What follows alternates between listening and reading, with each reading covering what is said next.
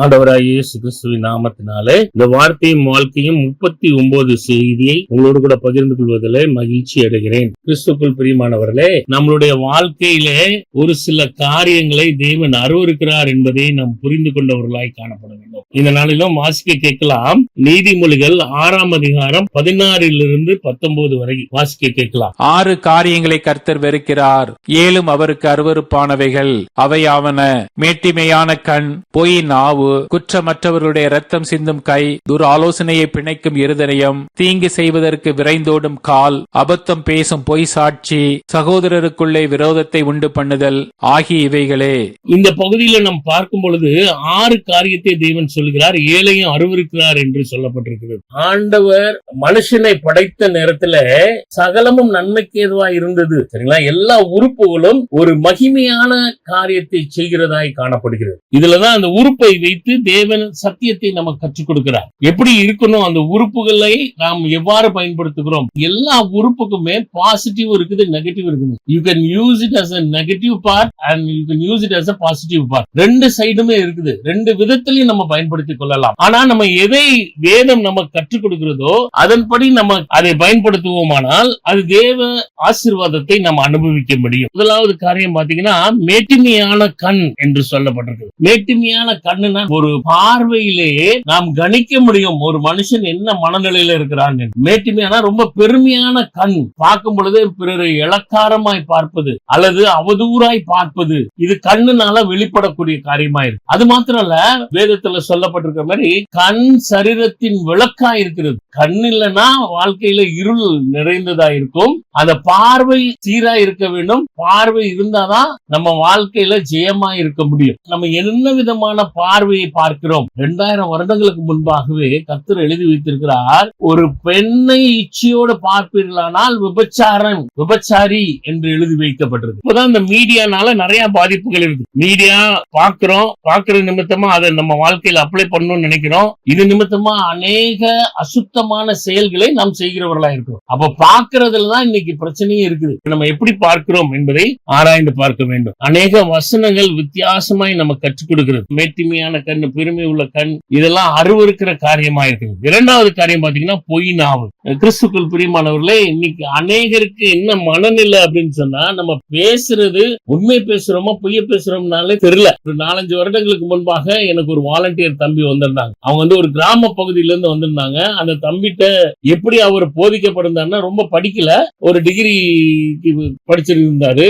அவருக்கு என்ன டீச் பண்ணிருக்காங்க, யாரு கேள்வி கேட்டாலும் உடனே பதில் சொல்லணும். அது உண்மையா பொய்யான்றது மேட்டர் கிடையாது. கேள்வி கேட்டா பதில் சொல்லணும் என்பதை கற்றுக் கொடுத்திருக்காரு. இவர் என்ன செய்வார்னு கேட்டீங்கன்னா, என் கூட டூல் மிஷன் போறப்பெல்லாம் கூட வருவாரு.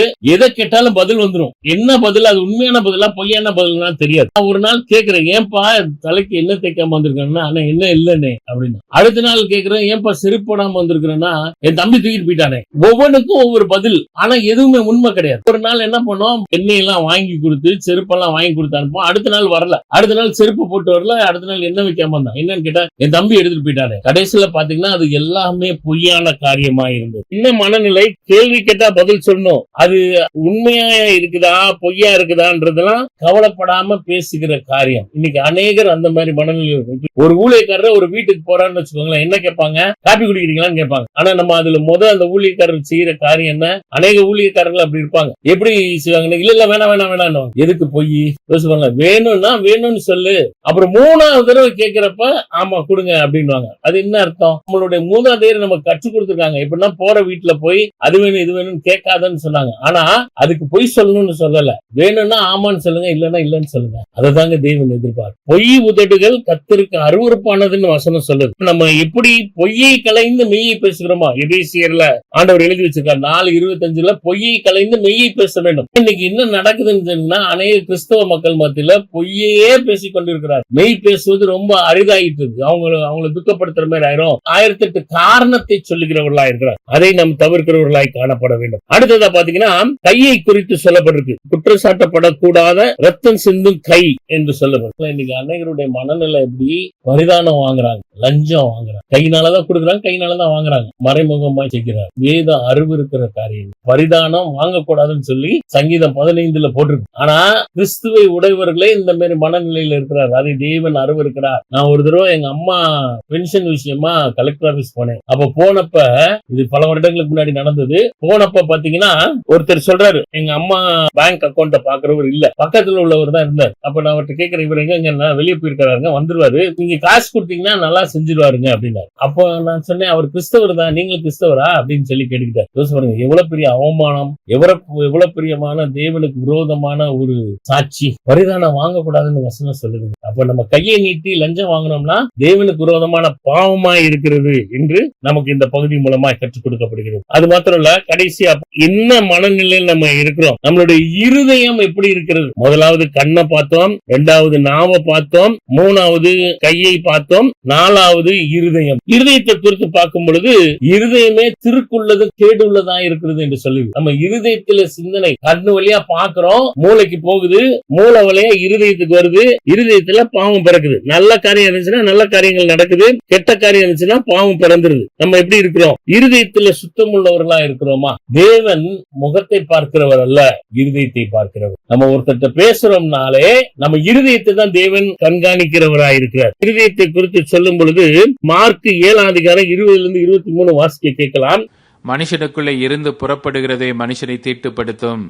எப்படி எனில், மனுஷருடைய இருதயத்துக்குள்ளிருந்து பொல்லாத சிந்தனைகளும், விபச்சாரங்களும், வேசித்தனங்களும், கொலை பாதகங்களும், களவுகளும், பொருளாசைகளும், துஷ்டத்தனங்களும், கபடும், காம விகாரமும், வன்கண்ணும், தூஷணமும், பெருமையும், மதிகேடும் புறப்பட்டு வரும்.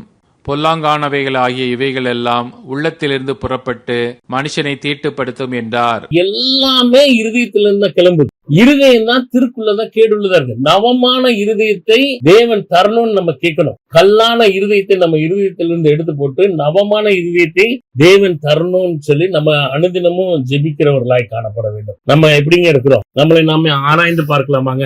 4 காரியம் பார்த்தோம். இந்த 4 காரியத்துல நம்ம எவ்வளவு தூரத்துக்கு தேவனுக்கு பிரியமானதே, தேவன் அருவருக்கிற காரியத்தை நான் அருவருக்கிறவனா இருக்கிறேனா, அல்லது தேவனுக்கு பிரியமான காரியத்தை செய்யாமல் இருக்கிறேனா? செய்யணும்னா நமக்கு ஆசீர்வாதம் உண்டு, செய்யலனா அதற்குடைய பலனை நம்ம அனுபவிக்கிறதா காணப்படுவோம். கர்த்தர்ட்ட கேட்கலாமாங்க. கண்களை மூடி ஆண்டவரை நோக்கி பார்க்கலாம். கிருபை நிறைந்த அன்பின் ஆண்டவரே, இந்த நீதிமொழிகள் மூலமாய் சாலமோன் ஞானி நமக்கு கற்றுக் கொடுத்த காரியத்தை நாங்க 4 காரியத்தை பார்த்தோம். ஆண்டவரே, நீங்க தான் எங்களை நடத்தும்படியாய் வேண்டுதல் செய்றோம். எங்களுடைய சரீர உறுப்புகள் எல்லாம் பரிசுத்தமாக்கப்படட்டும். நீர் அருவருக்கிற காரியத்தை நாங்களும் அருவருத்து உமக்கு பிரியமான செயல்களில் நாங்கள் ஈடுபட எங்களுக்கு உதவி செய்யும். பொறுப்பேற்றுக் கொள்ளுங்க, வழி நடத்துங்க. இயேசுவின் நாமத்தினாலே வேண்டுதல் செய்கிறோம் நல்ல பிதாவே, amen. Augustus agape counselling ministry. உங்களுக்கு ஏதாவது சந்தேகம் இருந்துச்சுன்னா எனக்கு போன்ல நீங்க கான்டாக்ட் பண்ணலாம். இது யூடியூப்லயும் வருது. தயவு செய்து சப்ஸ்கிரைப் பண்ணும்படியா உங்களை அன்போடு கூட கேட்டுக்கொள்கிறேன். Thank you. God bless you. Amen.